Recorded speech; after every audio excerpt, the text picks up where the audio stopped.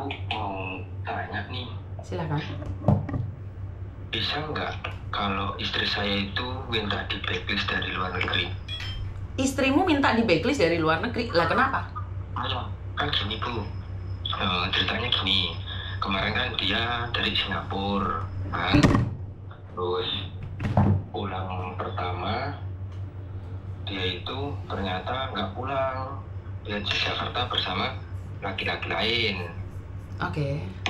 Habis itu dari pihak keluargaku sama pihak keluarga si istriku, kita memaafkan lah. Sekali lagi kalau ada kejadian seperti ini, terserah saya mau diapain. Nah, dia berangkat lagi ke Singapura. Terus anak saya sakit. Dia udah 1 tahun sakit, tak suruh pulang. Dia dapat cuti dari bosnya. Nah, pas dia pulang, dia juga langsung turun dari Bandara Soekarno-Hatta. Ternyata dia nggak pulang ke rumah, ingat 1 malam, mungkin nemuin saya nggak mau biar bertengkar lagi di sini, enggak, karena anak saya butuh ibunya. Nah, terus ada selang berapa hari itu udah 3 minggu di rumah, bosnya kan nelpon terus nih. Dia udah berjalan 1 tahun. Habis itu kemarin tanggal 27 berangkat. Nah, ternyata dia nggak berangkat tuh, dia di Jakarta sampai sekarang nggak berangkat. Terus saya ada nomor bosnya sama agensinya, saya telepon. Istri saya belum datang lagi ke Singapura. Terus saya telepon sampai sekarang nggak diangkat. Terus kemarin dia nelpon, terus dikira saya nggak mau pulang. Pikir saya kalau mau pulang akan saya urus selera aja lah, daripada saya bikin malu nanti dia di luar negeri bikin malu, malah saya males. Mending pulang. Intinya saya minta dia pulang dulu gitu. Nah, ternyata ada satu kawannya nelpon saya, dia mau proses ke Hong Kong. Terus emang kalau proses ke Hong Kong tanpa izin dari suaminya bisa, Bu? Seharusnya nggak bisa. Ini juga katanya bisa, Bu. Dia cuma dari kemarin minta biodata ijazah, akte nikah. Saya nggak kirimi sampai sekarang, nggak saya kirimi.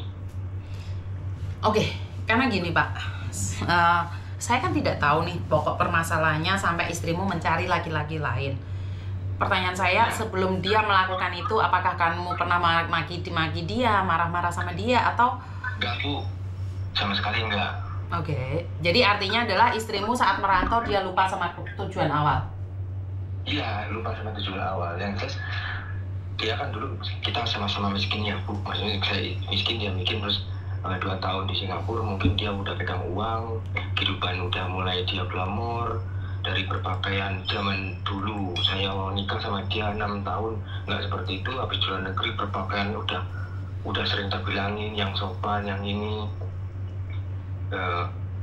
Tahu sendiri lah, Bu, kalau di kampung, kalau kita ini kan dikira kita nggak bisa ngomong sama istri. Tahu sendiri kalau istri udah berpenghasilan, nggak kadang-kadang kalau dia ngomongin suaminya membantah, nggak didengerin.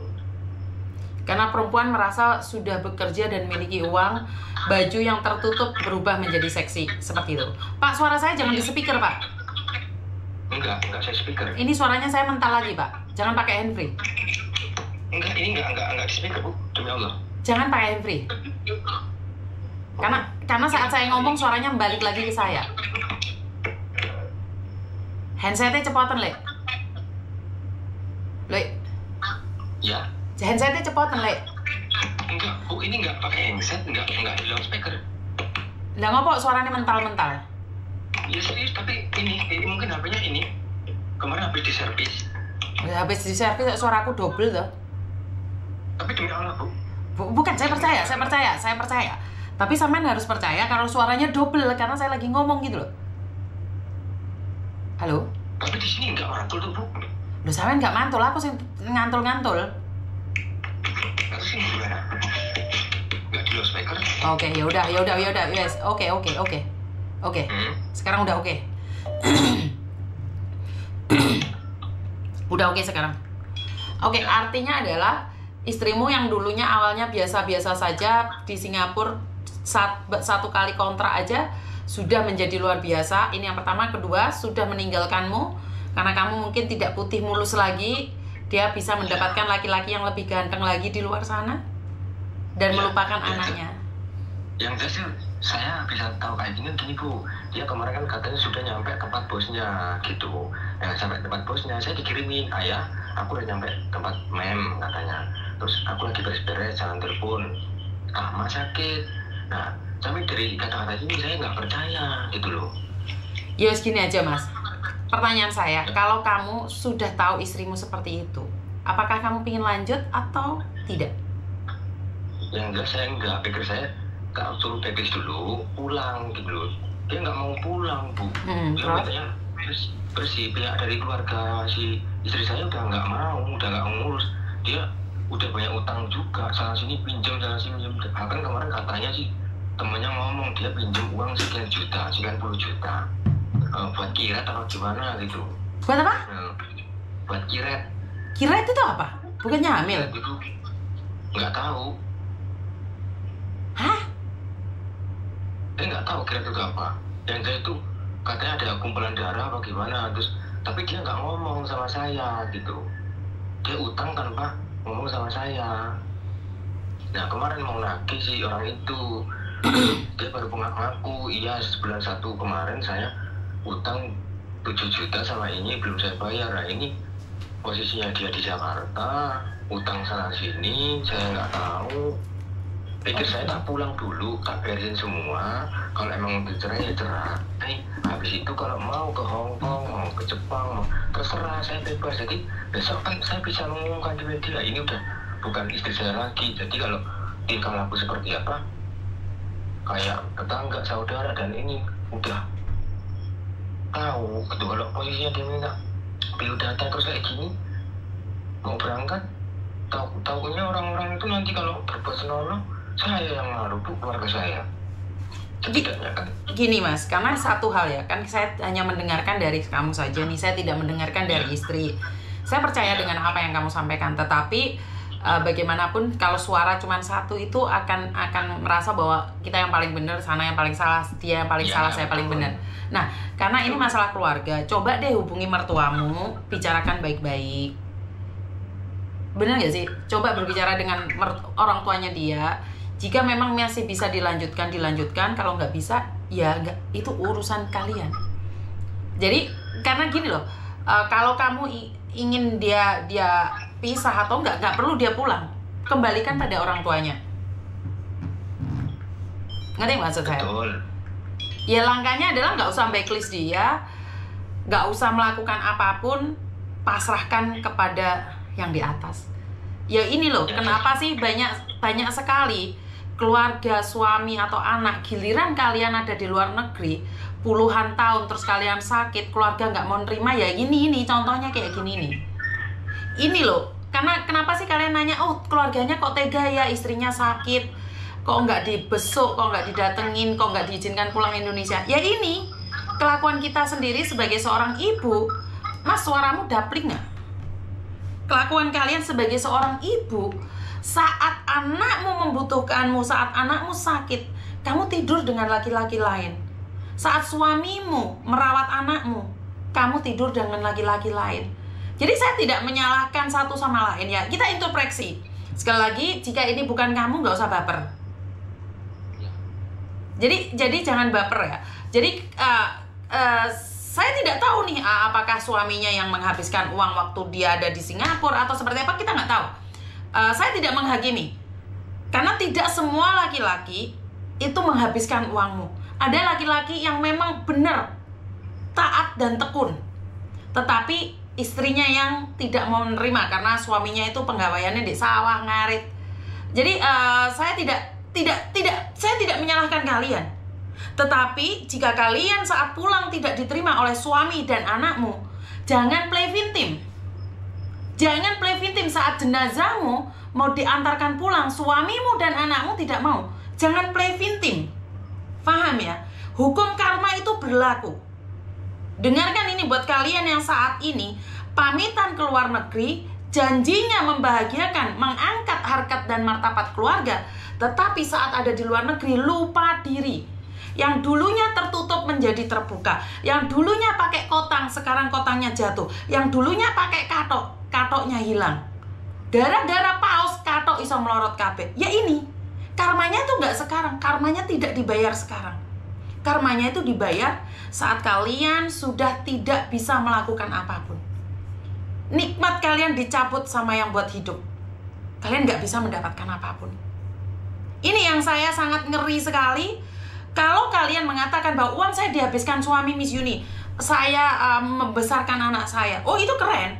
Disakiti suami tapi tetap tanggung jawab sama anak, itu baru keren. Tetapi dengan alasan kamu disakiti suami, terus kamu ninggalin anakmu, itu kurang ajar. Apapun alasannya. Apapun alasannya. Kamu boleh ganti suami, tapi anak tidak boleh digantikan. Kamu boleh ganti istri, tetapi anak tidak bisa digantikan. Jadi kenapa anak harus jadi korban kegatelanmu? Kamu boleh mengorbankan suamimu, tetapi kamu tidak boleh mengorbankan anak-anakmu. Bukankah di masa tuamu kamu ingin anakmu mengabdi padamu?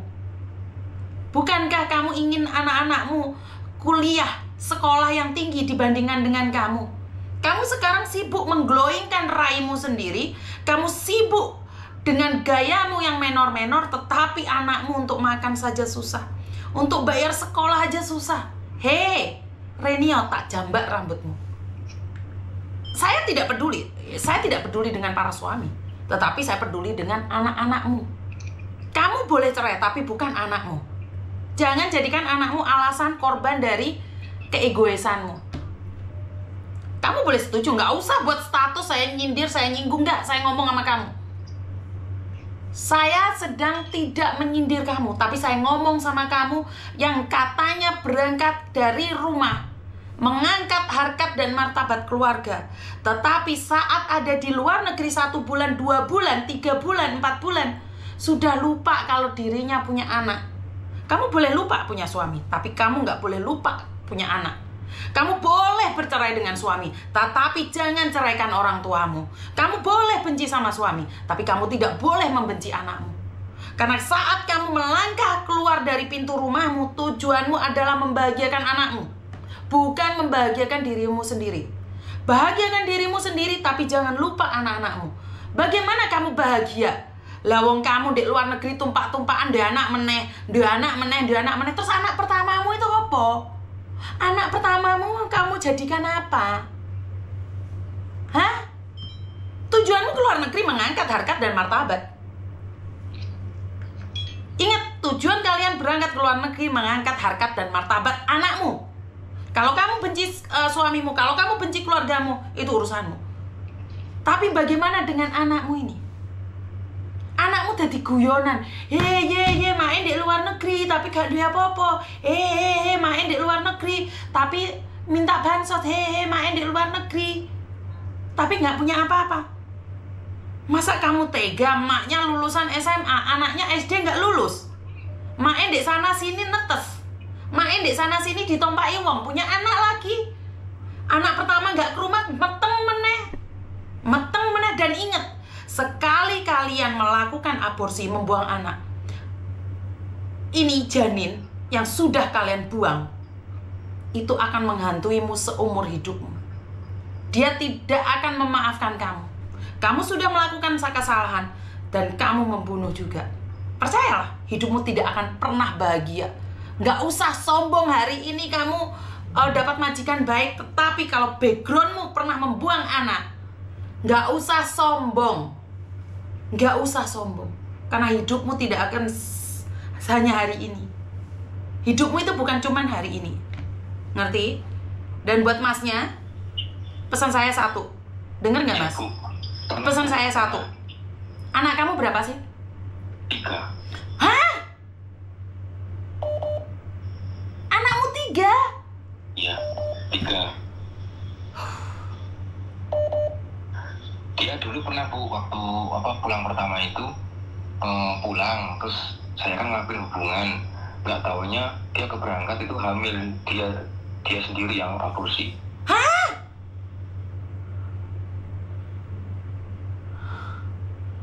Entah minum pil apa saya nggak tahu, di kamar mandi buang.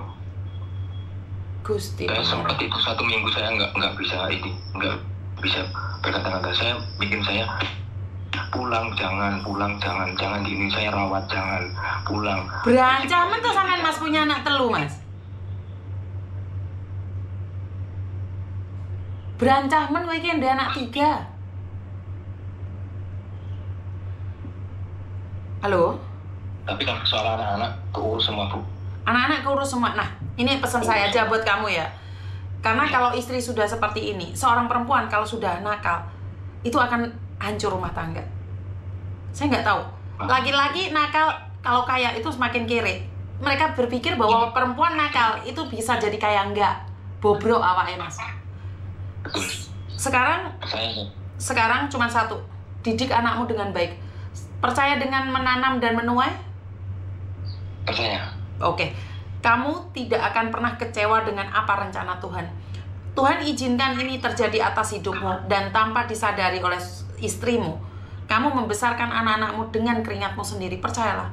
Suatu saat kamu akan menemukan sesuatu yang lebih indah di depan anak-anakmu. Amin. Jadi kalau istri kayak gini, datang ke orang tuanya, kembalikan pada orang tuanya. Tapi tidak perlu menjelek-jelekan dia. Nggak terima, Bu. Kakak-kakaknya itu disuruh ngebiarin nggak boleh keluar negeri. Jadi dia nggak boleh. Ya itu urusannya keluarganya. Sebentar, itu urusan keluarganya, bukan urusanmu. Yang penting kamu sudah menyampaikan, tapi ojo ngelek-ngelek anak wong ya Le ya. Siap. Pesanku satu. Jika perempuan itu sudah tidak mau lagi sama kamu, perempuan itu sudah bersama laki-laki lain, bahkan punya anak dengan laki-laki lain atau apapun. Kalau itu nggak tahu, Bu. Yang jelas Iya, kembalikan pada orang tuanya. Karena saya sudah tidak bisa mengatur sepurane sing akeh mak bapak. Daripada ikut dadi dosaku, dibalik noai. Dan ingat satu pesanku, jangan menjatuhkan mantan istrimu. Bagaimanapun dia adalah ibu dari anak-anakmu. Karena ingat, saat kamu ngelek-ngelek bojomu di depan anakmu, suatu saat lek ibuke teko ngekei duit, anak itu akan berkhianat ndek ibuke. Kamu ditinggal no. Jangan ceritakan kejelekan ibunya pada mereka, biar mereka tahu sendiri. Iya, Bu. Jangan sesekali ya, Lea. Ya wes. Paham? Ada yang lain lagi? Paham. Semangat ya Lea. Iya wes. Oke, terima kasih. Nah, ini yang ingin saya sampaikan. Jangan play victim, giliran sakit keluarga nggak peduli. Jangan play victim kalau tiba-tiba kamu semaput terus keluargamu nggak mau. Jangan play victim tiba-tiba jenazahmu tidak mau dirawat. Jangan play victim kalau tiba-tiba jenazahmu tidak mau dimakamkan di kampung halaman. Ya ini yang saya maksud ini. Bagi kamu yang bertanggung jawab atas keluarga, nggak usah baper. Saya nggak menyindir. Saya ngomong sama orang-orang yang saat ini berangkat ke luar negeri dan melupakan keluarganya. Saya tidak membela laki-laki. Tapi saya kalau sebagai anaknya, saya nggak terima loh. Merantau 25 tahun. Yo mosok gak iso kabaran, Rek. Kamu boleh benci suamimu, tapi bukan benci anakmu. Kamu boleh marah sama ibumu, bapakmu, tapi bukan anakmu. Anakmu nggak tahu apa-apa. Hah? Gak usah koken pola. Pola si dia uang ngelek ngerumati kok yo koken pola to Gusti. Jangan sok-sokan.